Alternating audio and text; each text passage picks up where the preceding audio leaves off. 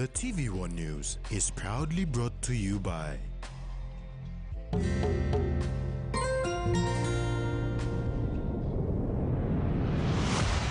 BSP, our bank, our people.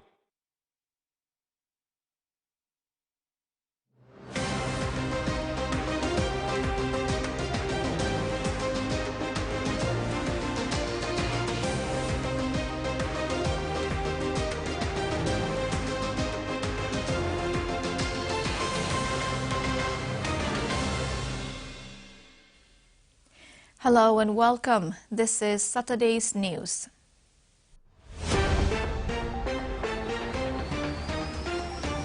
In this edition, arts and craft at the show. Moresby's new district with its own magistrate. And Baker Boy launches top restaurant.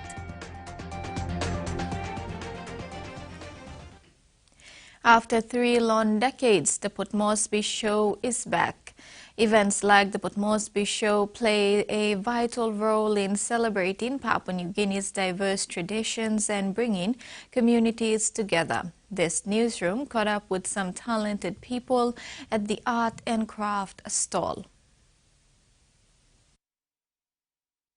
Hand-woven baskets, fans and mats. Maureen and Justin Larry learned the craft of weaving from their mother and the women in their family when they were just girls. Accompanied by their older sister Matilda Larry, the sisters from Lesewalai village in the Malalawa district of Gulf province and their aunt Josephine Kose explained the process of weaving the baskets, fans and mats that they have on display at the art and craft stall are lengthy. Although the weaving can take a full day, the process of preparing the leaves of the pandanus used to weave their products can take weeks. Maureen Larry, a widow, lives in the village and travels to Port Moresby to sell her product. She explains that she weaves almost 500 kina worth of product before she makes the trip to Port Moresby to sell. Sales are far and few in between, but she perseveres. Her younger sister Justine, who's visiting Port Moresby for the first time to attend the Port Moresby show, is just as skilled in weaving. The sisters will be displaying their craft for the duration of the Port Moresby show. Still and earn my living.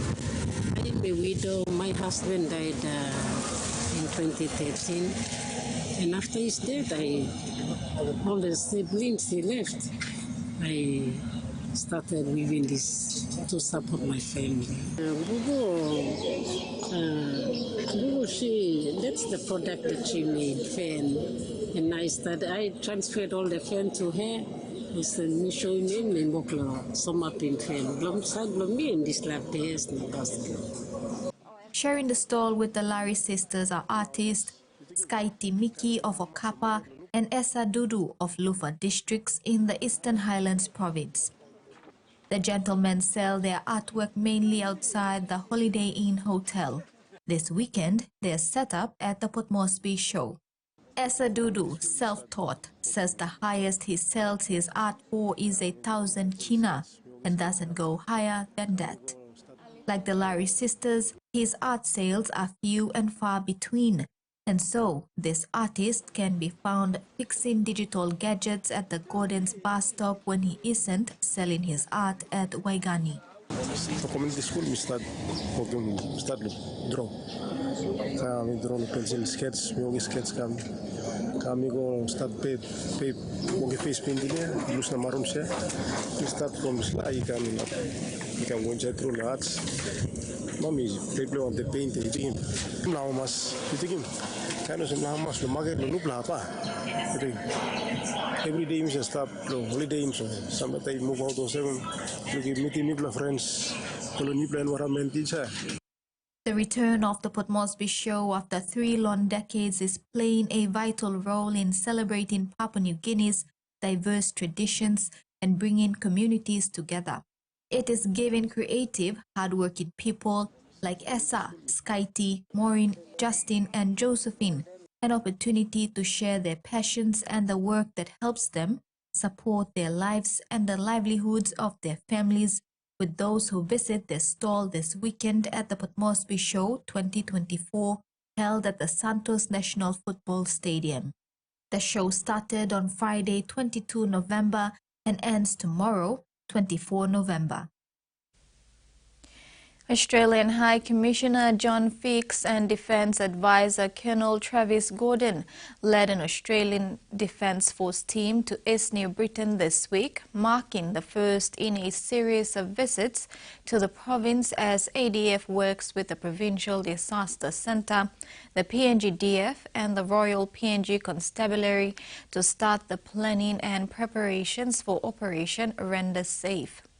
The Australian High Commission in a statement stated that unexploded ordnance from World War II is a concern for communities across PNG. In East New Britain, the Provincial Disaster Office has received multiple reports of deteriorated bombs and small ammunitions discovered in the jungle or unearthed as people clear land for development. Communities are urged to report discoveries to the Provincial Disaster Centre in Kokopo and avoiding handling the items. Moresby's new district of Wawaria will soon have its court cases held in heard in Wau with its own magistrate. This was revealed yesterday by its local MP, Marsh Narawe, during the signing of a historical memorandum of understanding for the Wawaria Justice Centre. 5 different parties have on Friday, November 22nd, signed a memorandum of understanding in an effort to strengthen Wawaria's justice system. Wawaria plans to build a law and justice precinct in the once neglected Wau town to address the long-standing issue of delayed court hearings for its citizens. The Wawaria District Development Authority signed the MOU with the Department of Justice and Attorney General, the Royal Papua New Guinea Constabulary, the Magisterial Services, and the Moresby Provincial Administration. The importance of this event is we having 5 different parties signing the memorandum of understanding, and they have different part to play. We're just wiring them together. I think it's a unique form of MOU where we are signing with the Royal PNG Constabulary or Police is because we want to use piece of their land. We want to use piece of their land, and we assure them that once they give the piece of their land, we will build the Family Sexual and Violence Unit building, which they've been always trying to get funding for. But we say with this arrangement, we'll be able to get your funding, but you give us this land, and then we can give you another land for your future development. So that's the understanding we have with police. So they're going to release the piece of their land to us. All right. With DJEC, they have a program under the Department of Justice and Attorney General is to build a Community Justice and Service Center. The Community Justice and Service Center serves as a coordinating body for all the village courts in a particular district or province. So they have a program, and in that program they fund 800,000 to build a Community Justice Center, and they want the districts to come with 400,000. So we have a counterpart funding. That's why the 400,000 we put as a counterpart funding to fund the Community Justice Center, and they will provide the rest. But actually, in that arrangement, it's different from the rest because we are not only building the Community Justice Center, using that money, but we are also coming up with a new design, a complex, that will also build a district court. With DJEC, they have a program under the Department of Justice and Attorney General is to build a Community Justice and Service Center. The Community Justice and Service Center serves as a coordinating body for all the village courts in a particular district or province. So they have a program, and in that program they fund 800,000 to build a Community Justice Center, and they want the districts to come with 400,000. Narawe said their arrangement is unique in that not only are they building a community justice service center, but they have also initiated their own design of a justice complex. The complex will include a district courthouse and the Justice Service Center. The MP said 1 million kina will come from DJEG, added with 400,000 kina they presented on Friday, November 22nd. The provincial administration signed a deal to ensure that they give 1 million kina every year to Wow Warrior.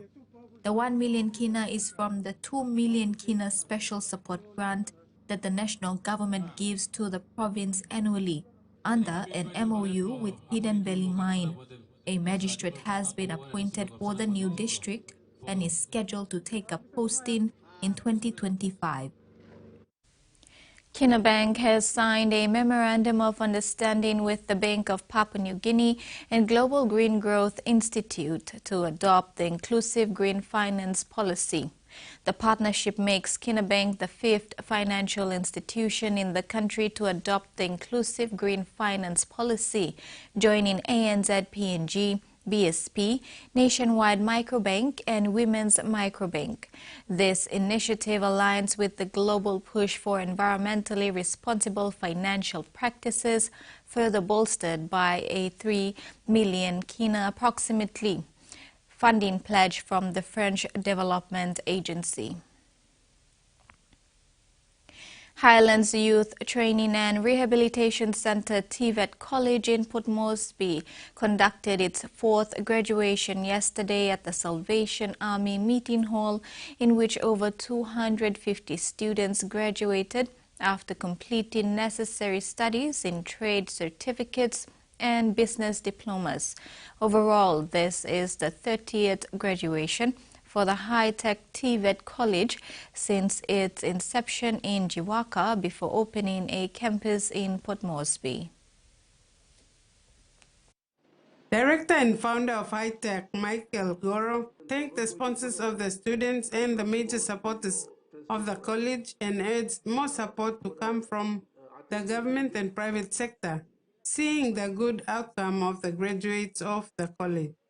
If our country, the government can seriously look at education and we can bring overseas people into our nation, if we find that we will boost our economy, especially in education.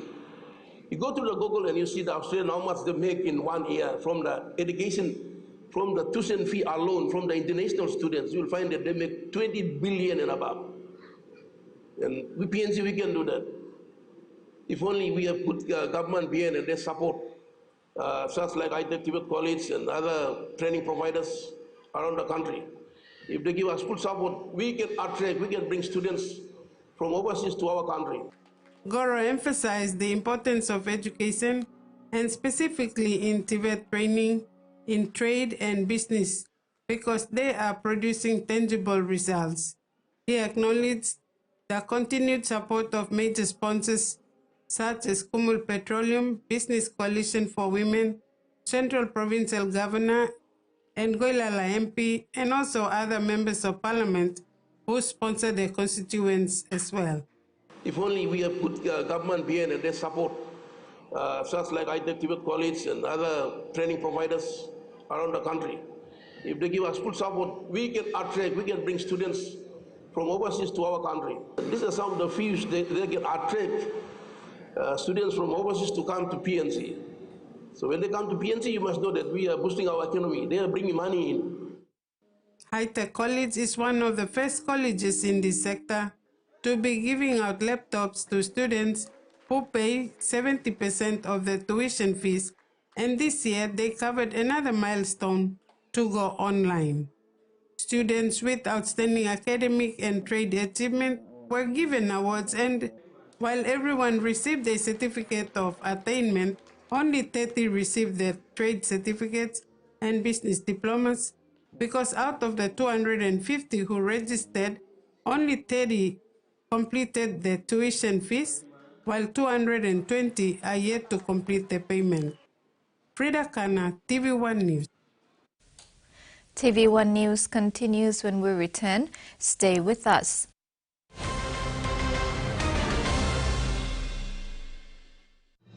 Experience a convenient and smarter way to do your banking with BSP Mobile Banking. You don't have to leave the office or your home to pay for bills. You can view your account balance, transfer funds, top up phone credits, or purchase Easy Pay units wherever you are. Visit your BSP branch today to register now for BSP Mobile Banking. BSP Mobile Banking, the smarter way to bank.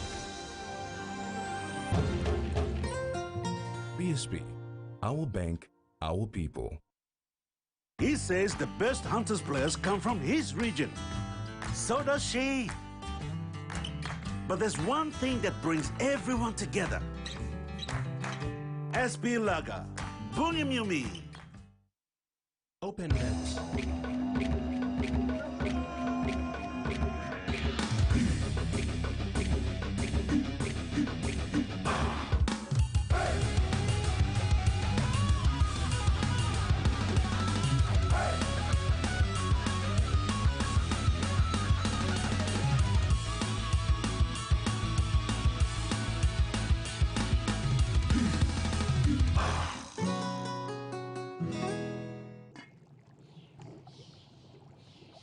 Hiya, Mama. You wait then, but me add him special flavor. Put in more flavor, put in more taste. Magic kakaru, get up a big smile on face. Time for kimchi and a great fumu too. Sip, sip, the mumu, yes, magic on you. Maggi, the taste PNG loves.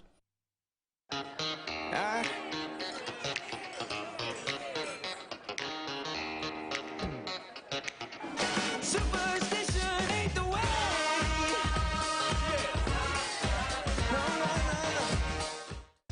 A quick favorite meal for the day does feel good. Snacks noodles is my choice for a simple meal. It is easy to prepare and fast to cook. And with a touch of flavor and ingredients,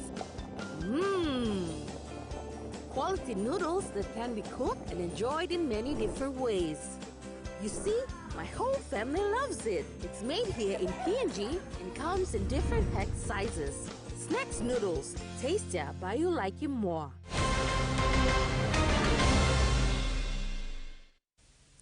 Welcome back. Baker Boy has officially opened its flagship restaurant at the old ANZ complex in Waigani, marking a new chapter for one of Port Moresby's leading fast food brands. Established in 2017 and launching its first kiosk in 2020, Baker Boy has grown rapidly, offering fast, tasty and affordable meals. Baker Boy celebrated the grand opening of its flagship restaurant at the old ANZ complex in Waigani today, further cementing its place as one of Port Moresby's top fast food brands. First conceptualized in 2017, Baker Boy began its journey in April 2020 with a small kiosk and expanded to its first family-friendly restaurant in October 2022. Known for its fast, tasty and affordable meals, the brand has become a favorite among locals. The Waigani flagship offers popular menu items and aims to provide a welcoming space for families and friends.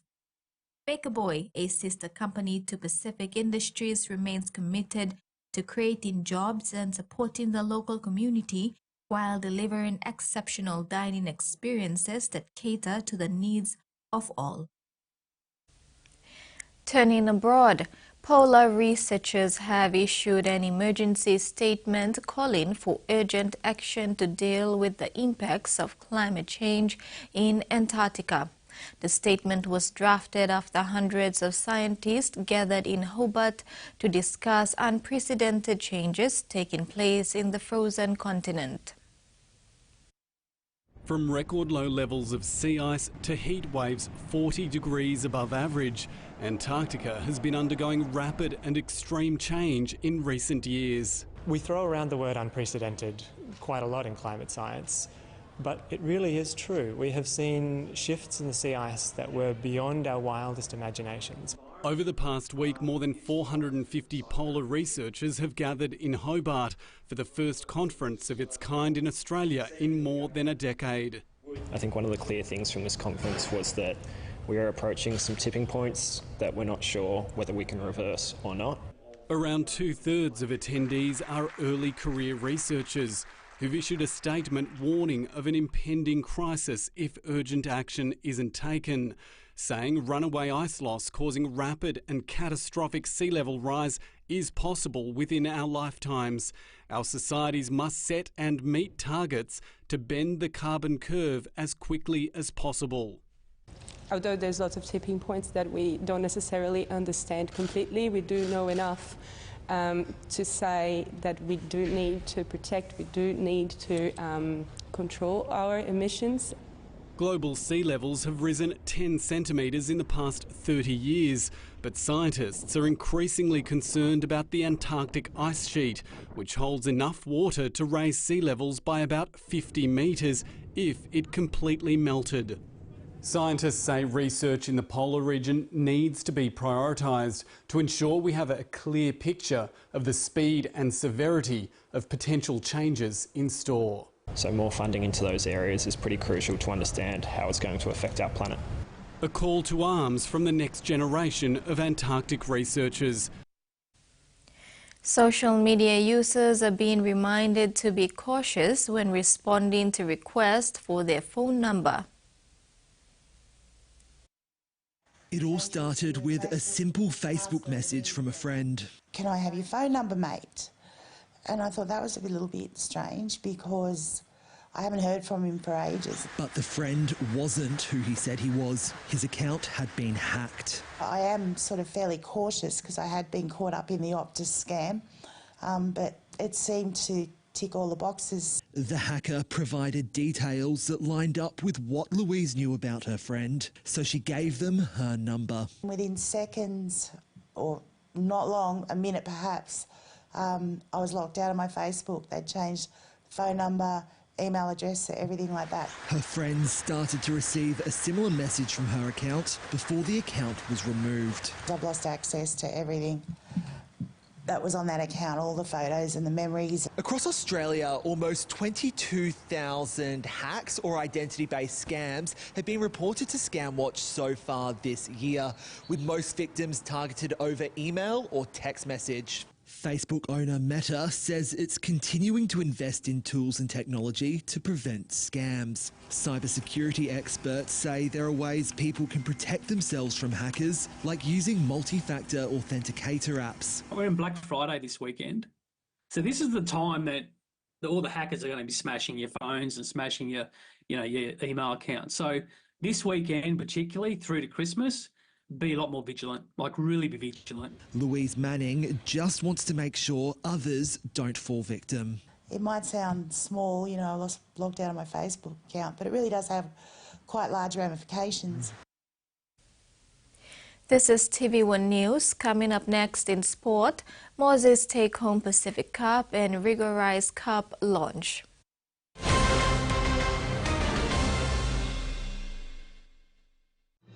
Experience a convenient and smarter way to do your banking with BSB Mobile Banking. You don't have to leave the office or your home to pay for bills. You can view your account balance, transfer funds, top up phone credits, or purchase easy pay units wherever you are. Visit your BSB branch today to register now for BSB Mobile Banking. BSB Mobile Banking, the smarter way to bank. BSB, our bank, our people. A true champion is measured by their courage, their determination, and their passion to never give up and to always keep trying. With a delicious Milo in milk taste and added nutrients, Milo in milk is a great way to fuel our little champions with nourishing energy every day. Because true champions give it their all. Milo, PNG and Mia. Find PNG made. Enjoy life when we work together, making happy memories that last forever. Harem, talk, young, or roll the scale, rice family meal with talk. We'll bring out the smiles, cause it's a favorite by miles. Seni sigola, scale, rice, low, scale price. Seni sigola, scale, rice, low, scale price. But you like him?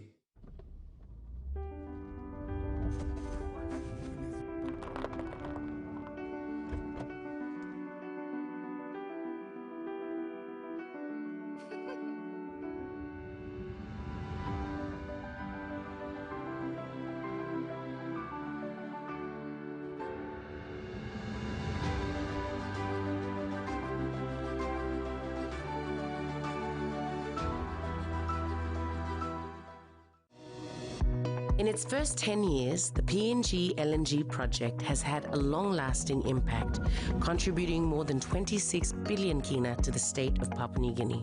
Equity distributions are paid to KPHL and MRDC based on the interest they hold. Tax is paid to the IRC, while development levy and royalties are paid to DPE. For more information on direct and indirect benefits, visit PNG EITI's website.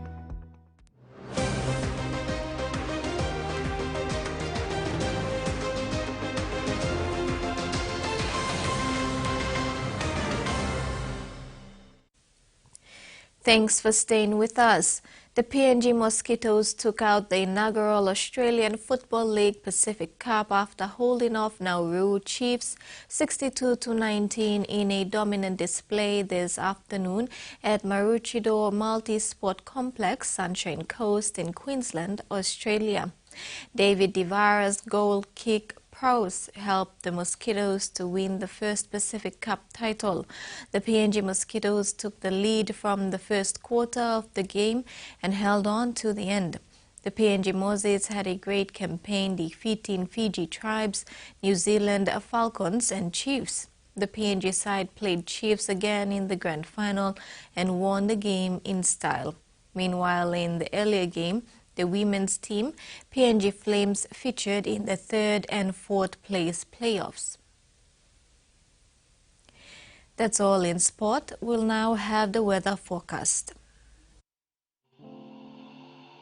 There is a renewal strong wind warning issued by Papua New Guinea National Weather Service for the coastal waters of southern PNG-Indonesian border to Daru, through Gulf of Papua to Port Moresby to Hood Point, including Coral Sea. Strong southeast winds of 25 to 33 knots are expected to pick up for the next 24 hours, causing rough seas. All small crafts and boats are advised to take necessary precautions before going out to sea, especially in the warning areas.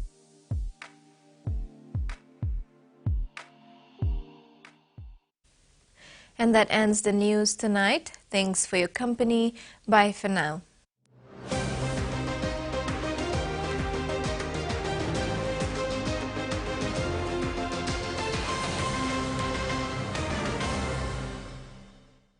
The TVWAN News was proudly brought to you by